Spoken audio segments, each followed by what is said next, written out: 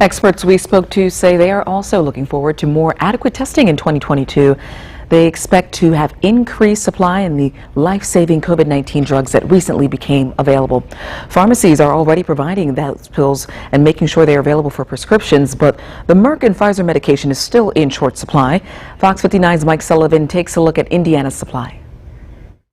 Supply and demand is how most businesses work. When it comes to COVID antiviral pills, the demand is certainly there. The supply, however, I would not be waiting on these treatments. It's desperately low. It's going to be extremely difficult to get as volume of cases increase. Indiana has only received 4,880 Merck pills statewide and even fewer Pfizer pills. Indiana has received only 1,060 courses in our first allocation. State health officials say Merck's pill is only 30% effective at reducing the risk of severe illness, while the Pfizer pill. Paxlovid has been shown to reduce risk of hospitalization and death by 89%. That medication will only be heading to Indiana hospitals. Some facilities are getting as few as 20 treatments altogether, leaving doctors to decide who needs the most. They're really designed for individuals who have diseases that put them and other conditions that put them at high risk for severe consequences like hospitalization and death. The Merck pill will be at your local Walmart and CVS. However, it requires a prescription.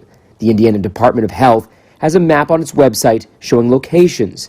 Indy has 8 spots, while Monroe County has only 2.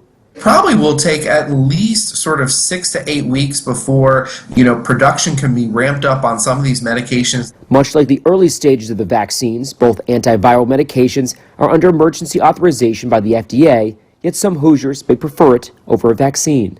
It still boggles my mind that people would rather sort of, either take a medication they know very little about or that they've just read about online and they're willing to take that versus the vaccine. Brian Dixon, Director of Public Health Informatics at the Regan Street Institute, feels the vaccine is the better option.